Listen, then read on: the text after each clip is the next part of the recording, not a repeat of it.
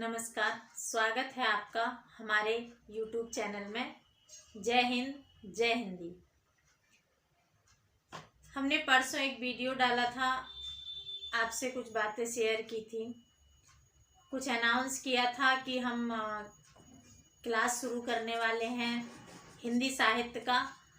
अभी जो मैंने हिंदी साहित्य पढ़ाया था वो बीपीएससी को टारगेट करते हुए पढ़ाया था, लेकिन अब जो मैं हिंदी का क्लास स्टार्ट करूंगी यूट्यूब पर वो सभी एग्जाम्स के लिए होगा। उसमें हम आपको ऑब्जेक्टिव भी कराएंगे और डिस्क्रिप्टिव के तरीके से भी पढ़ाएंगे। साथ में उस डिस्क्रिप्शन से जो ऑब्जेक्टिव बनेगा वो आप कैसे करेंगे ये भी हम आपको बताएंगे। तो PGT, TGT, UGC net, LT grade आदि में जहाँ पे ऑब्जेक्टिव साहित्य पूछा जाता है, हम बताएंगे कि कैसे इनमें से ऑब्जेक्टिव प्रश्न बनते हैं और कोई भी प्रश्न बाहर नहीं जाएगा। ये बातें हमने आपको पिछले वीडियो में बताई थी। हम कुछ मोटिवेशनल बात करने वाले थे लेकिन हम कर नहीं पाए क्योंकि उस दिन थोड़ा सा दिन अच्छा नहीं था, इसलिए। खैर, आज हम बात करेंगे। आप हमारे वीडियो को अंत तक देखिएगा, बने रहिएगा हमारे साथ। कुछ बातें आपके काम की अवश्य होंगी जिन्हें आप ग्रहण करिएगा। और अगर आपने हमारा चैनल सब्सक्राइब नहीं किया है तो प्लीज़ इसे सब्सक्राइब कर लीजिएगा, बेल आइकन दबा दीजिएगा ताकि आपको नोटिफिकेशन मिलते रहें। और अगर आपको अच्छे लग रहे हों हमारे वीडियो तो इन्हें अपने मित्रों के साथ शेयर भी करते रहें। हम बात करने वाले हैं जो भी विद्यार्थी तैयारी कर रहे हैं या कोई कुछ भी कर रहा है, अगर वो बिजनेस भी सोच रहा है कि हम बिजनेस करेंगे, या जो सोच रहा है वो कर सकता है। कर सकता है तो करना चाहिए। हम 2 लाइन लिखते हैं बोर्ड पर, आप देखिएगा। We can do so we should. अगली लाइन है we should do so we can. इसका अर्थ समझिए ही नहीं, इसका अर्थ आप अपनी लाइफ में उतारिएगा। देखिए, आपको आपकी तैयारी के लिए, आपके काम के प्रति बड़ा सजग करेगी और आपकी लाइफ को इजी करेगा। We can do so we should, हम कर सकते हैं इसलिए हमें करना चाहिए। दूसरी लाइन बताती है we should do so we can, यानी कि हमें करना चाहिए इसलिए हम कर सकते हैं। आपको लग रहा होगा दोनों बातें तो सेम टाइप से हैं, थोड़ा अंतर है। पहली लाइन बताती है कि हम कर सकते हैं इसलिए हमें करना चाहिए, यानी कि हम कोई भी एग्जाम दे रहे हैं या कुछ भी दे रहे हैं, हम उसे क्रैक कर सकते हैं। यानी कि हम में वो क्वालिटी है, हम में वो एफिशिएंसी है कि हम ये काम कर सकते हैं। तो वो काम को हमें अवश्य करना चाहिए जिस काम को करने की क्षमता हमें पाई जाती है। जब हम कर सकते हैं तो हम क्यों नहीं कर रहे हैं? हमें करना चाहिए। हमारी मेमोरी पावर अच्छी है, हम लिखने की क्षमता हमारी अच्छी है, हम पढ़ सकते हैं, हम तैयारी कर सकते हैं, हमारे सारे एफर्ट अवेलेबल हैं, तो हम क्यों नहीं एग्जाम क्रॉस कर सकते? हमें करना चाहिए। तो पहली लाइन का अर्थ है कि we can do so we should. अगर हम कर सकते हैं तो हमें करना चाहिए, यानी कि हम कर सकते हैं इसलिए हमें करना चाहिए। और दूसरी लाइन बता रही है कि हमें करना चाहिए इसलिए हम कर सकते हैं। जब हमारे लिए ये मस्ट हो गया कि हमें करना चाहिए तो हम कर सकते हैं, क्योंकि अगर और कोई कर सकता है तो हम भी कर सकते हैं। फुल एफर्ट के साथ ईश्वर हमें भेजता है। अगर हम अपनी क्षमताओं का दोहन ठीक से करेंगे तो हम ये जरूर कर लेंगे। कभी ये मत सोचिएगा कि हम इसके लिए नहीं बने हैं, हम आईएएस के लिए नहीं बने, हम पीसीएस के लिए नहीं बने। आपको लग रहा होगा कि मैम तैयारी तो आपने भी की थी, आप तो नहीं बन पाई। अगर इतना ही संभव था तो आपने क्यों नहीं कर पाया? बिल्कुल हम कर सकते थे, हम नहीं कर पाए क्योंकि हमने विकल्प खोज लिए। हम नहीं कर पाए क्योंकि हमने परिस्थितियों से समझौता कर लिया, हमारा स्वास्थ्य साथ नहीं दिया, कुछ भी हुआ, हम समझौता कर गए। अगर हम दृढ़ होते तो अवश्य कर लेते। कहीं ना कहीं हम उतना दृढ़ नहीं हो पाए, शायद इसीलिए हम आपको ये शिक्षा दे पा रहे हैं, खुद नहीं बन पाए। और शायद ये दृढ़ इच्छा शक्ति आ जाए तो अभी भी बन जाए। अगर ये दृढ़ शक्ति जो हम आपको बता रहे हैं वो हम भी फॉलो करेंगे तो हम भी बन सकते हैं। दूसरी चीज, बताता वही है जो भुगतता है, यानी कि जो भुगत चुका होता है उसको ही एक्सपीरियंस होता है कि ये नहीं करना चाहिए था, वही आपसे शेयर करता है। कुमार विश्वास की एक लाइन है, जो मैं खुद ही नहीं समझा वही समझा रहा हूं मैं। तो यही लाइन मैं भी आपको बता रही हूं कि जो मैं खुद ही नहीं समझी वही समझा रही हूं मैं आपको वही समझा रही हूं जो मैं खुद नहीं समझ पाई थी उस समय। शायद मुझे बताने के लिए, मुझे मोटिवेट करने के लिए इतनी व्यवस्थाएं नहीं थी, इतना आसान नहीं था उस समय टीचर से रूबरू हो पाना, इतना आसान नहीं था कि किसी टीचर से फ़ोन पे बात कर पाना। बहुत मोटिवेशन मिलता था जब टीचर से बात हो जाती थी, टीचर हमें मोटिवेट करता था, लेकिन कई बार ऐसा हुआ कि हम चाहते हैं लेकिन नहीं कर पाते। फिर भी हम ये 2 लाइनें हमने आपके सामने इसलिए लिखी कि आप करिए, आप इसे कर सकते हैं। किसी के लिए भी कुछ भी असंभव नहीं होता है, अगर वो ठान लेगा तो वो अवश्य कर लेगा। रेखा का गाना है, मुश्किल नहीं है कुछ भी अगर ठान लीजिए। तो कुछ भी मुश्किल नहीं होता अगर हम करना चाहते हैं तो। हम छोटे बच्चे को सिखाते हैं, जब वो खड़ा नहीं होना चाहता, जब वो घुटनों के बल चलता है तो हम उसे जबरदस्ती खड़ा करते हैं। अरे गिरोगे, गिरेगा तो क्या हो गया, चलना तो सीखेगा ना, चलना सीखने के लिए गिरना तो जरूरी है। तो ये हम अपने पर भी फॉलो करें कि हम गिरेंगे तो क्या हुआ, हमारा पहली बार में प्री नहीं होगा तो क्या हुआ, हमारा पहली बार में इंटरव्यू फेस नहीं कर पाएंगे तो क्या हुआ, हमारा पहली बार में फाइनल सिलेक्शन नहीं हुआ तो क्या हुआ, 2 बार में भी नहीं हुआ तो क्या हुआ। लेकिन जब हम करना चाहेंगे तो कर लेंगे, और जब कर लेंगे वो अंतिम बार होगा।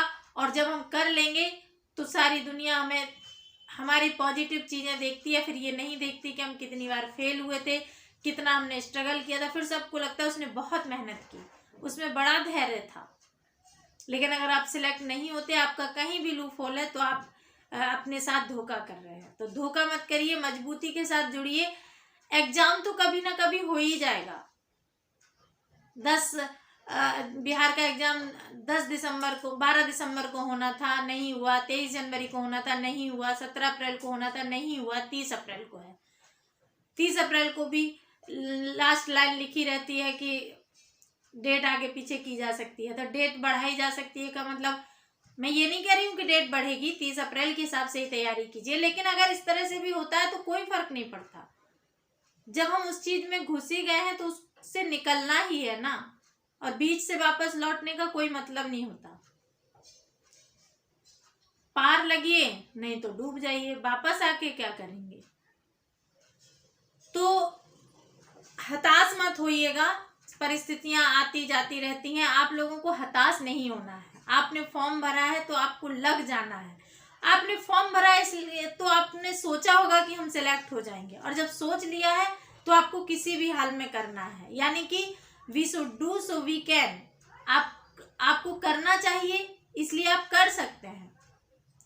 आप लगे रहेंगे, आप अवश्य कर लेंगे। सब कुछ तो करने पर ही होता है, कुछ भी ऐसा नहीं होता कि आप चाहेंगे और आप नहीं कर पाएंगे। जिनके नाम आज हम बड़े आदर के साथ लेते हैं, वो भी कठिन परिस्थितियों से ही उभर के ऊपर आते हैं। इजी वे में किसी को कुछ नहीं मिलता। अगर एक आध किसी के साथ कुछ हुआ भी है तो अपवाद स्वरूप है, चमत्कार है। तो चमत्कार जनरली नहीं होते हैं, इसलिए आप किसी चमत्कार की आशा ना करें। जितना आप सोचते हैं उससे ज्यादा करने का प्रयास करें। आपको पढ़ना है, पढ़ने के साथ साथ रिवीजन करना है, रिवीजन के साथ साथ आपको लिखना है।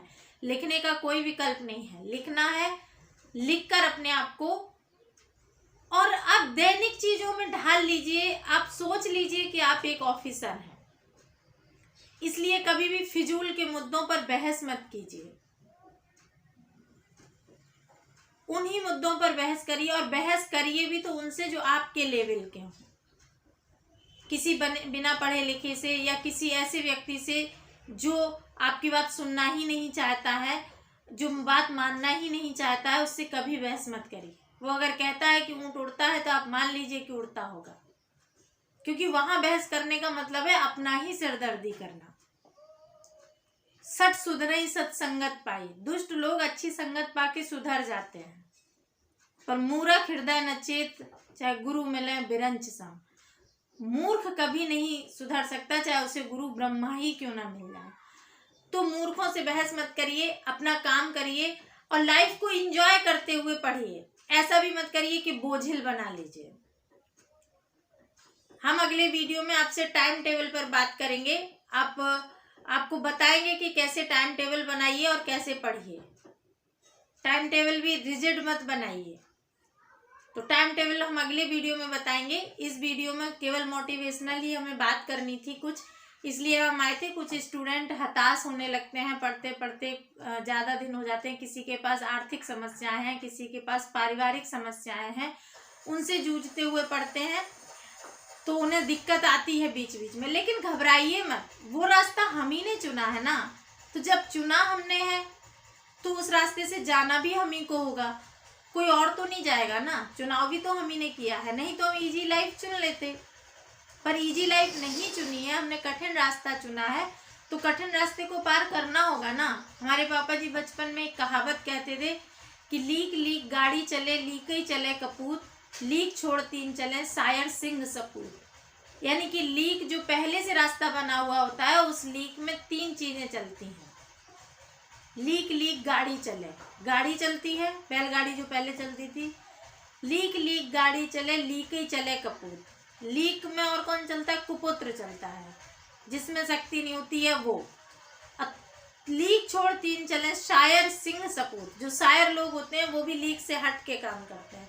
और सिंह अपना रास्ता, शेर अपना रास्ता खुद बनाता है। और सपूत मतलब जो अच्छे लोग होते हैं, जो सुपुत्र होते हैं, जो अच्छे बेटे होते हैं, वो भी अपनी परंपराओं को तोड़ते हुए अच्छे रास्ते पर, अपने बनाए हुए रास्ते पर चलते हैं, उसी को फॉलो नहीं करते जो चला आ रहा होता है। हर वो काम जो हम अलग करेंगे, हमारे सामने परेशानियां आएंगी, लेकिन किसी ना किसी को तो आगे आना ही पड़ता है ना। अगर सब ये सोच लेंगे कि हम लाइफ को इजी वे में निकाल लेंगे, इजी चल जाएगी, तो आप खाना खाएंगे, सोएंगे और लाइफ कट जाएगी। जिंदगी ना भी गुजारो तो भी गुजर जाएगी, फर्क सिर्फ इतना है कि बेकार गुजर जाएगी। तो जिंदगी ऐसे मत गुजारो कि बेकार गुजर जाए। जिंदगी को जियो, जिंदा दिली से जियो, जो अच्छा लगता है करो, बस उस अच्छे लगने में किसी और को बुरा ना लगे, इतना ध्यान रखो। बुरा इज द सेंस किसी को कष्ट ना पहुंचे, किसी को हमारे कारण दुख ना हो। लेकिन बुराइयां तो लोग करते रहेंगे, बुराइयों को बुरा लगना नहीं मानते।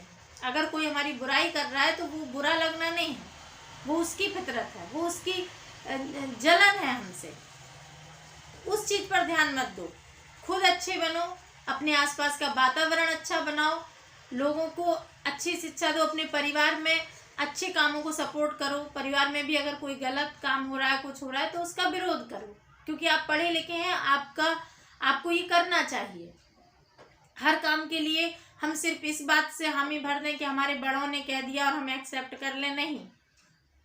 अगर चूंकि हमारा पीढ़ीगत अंतर काफ़ी बड़ा होता है, तो हम अगली जनरेशन के होते हैं, और अगर हम पे पढ़ लिख के लगता है कि ये काम सही नहीं है, तो हमें सही काम को सही वे में समझा के अपनी फैमिली को भी राजी करना चाहिए।